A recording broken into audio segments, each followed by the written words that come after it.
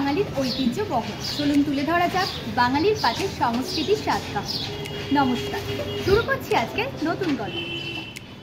কলকাতায় যেমন মাশরুমের মতো গজিয়ে ওঠা ফিউশন বা আধুনিক মিষ্টির দোকান আছে, যেগুলো তাদের তৈরি মিষ্টির জন্য খুবই পরিচিত, ঠিক তেমনি এই কলকাতার অলিতে গলিতে বহু প্রসিদ্ধ ঐতিহ্যবাহী মিষ্টির দোকানও আছে, যেগুলো শতাব্দী পুরানো।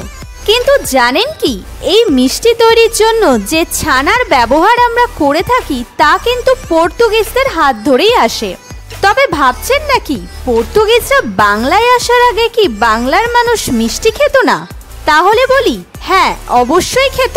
প্রাচীন বাংলা বিশ্বের সেরা চিনি এবং গুড়ের জন্য পরিচিত ছিল, তাই বাংলার আদি মিষ্টি মূলত গুড় এবং নারকেল দিয়ে তৈরি হতো। প্রাচীন বাংলায় নাড়ু এবং মোয়ার মতো মিষ্টি সুপরিচিত ছিল, আর ছিল মন্ডা, যা মূলত চিনি দিয়ে তৈরি করা হতো। একসময় এইসব প্রসিদ্ধ মিষ্টি বাংলার ঐতিহ্যবাহী মিষ্টির দোকানে পাওয়া যেত।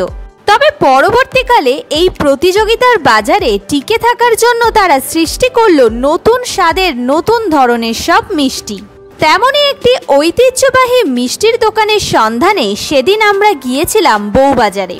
হঠাৎই খুঁজতে খুঁজতে বউবাজারের নির্মলচন্দ্র স্ট্রিটে আমরা পেয়ে গেলাম শতাব্দী পুরানো জয়শ্রী সুইটস। এই জয়শ্রী সুইটস হলো কলকাতার একটি বিখ্যাত মিষ্টির দোকান, যা তার ঐতিহ্যবাহী এবং সুস্বাদু মিষ্টির জন্য পরিচিত। এই দোকানটি মূলত তাদের তৈরি ভাজা মিষ্টির জন্য বিখ্যাত, তাই আমরা এখান থেকে প্রথমেই নিয়েছিলাম বিখ্যাত দুটো মিষ্টি। প্রথমটি হলো জিভে গজা। আমরা সবাই জানি যে এই জিভে গজা হলো পুরীর বিখ্যাত মিষ্টির মধ্যে একটি। পুরীতে বেড়াতে গেলে বাঙালি আর কিছু কিনুক না কিনুক, জিভে গজা কিনতে কখনোই ভোলে না।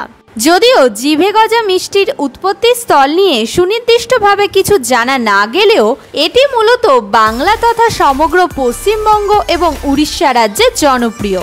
এটি একটি ঐতিহ্যবাহী বাঙালি মিষ্টি হিসাবেও পরিচিত।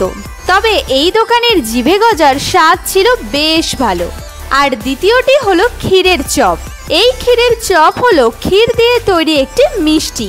একসময় বাংলা তথা উড়িষ্যা অঞ্চলে ক্ষীর এবং ক্ষীরের তৈরি মিষ্টির প্রচলন ছিল, তাই সেখান থেকেই মূলত ক্ষীরের চপ জনপ্রিয়তা লাভ করে।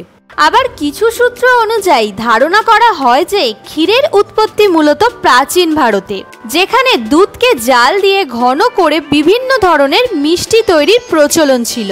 পরবর্তীকালে এই ধারণাটি বাংলা এবং উড়িষ্যা অঞ্চলে ছড়িয়ে পড়ে এবং সেখানে ক্ষীরের চপ একটি জনপ্রিয় মিষ্টি হিসাবে পরিচিতি লাভ করে।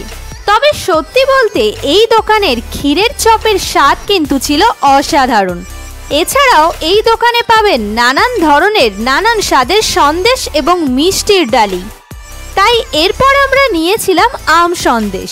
কাঁচা আমের নির্যাস দিয়ে তৈরি এই সন্দেশের স্বাদও ছিল বেশ ভালো।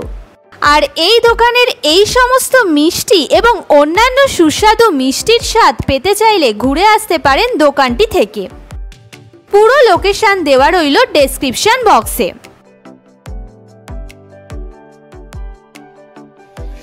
আজকের গল্প এই পর্যন্ত।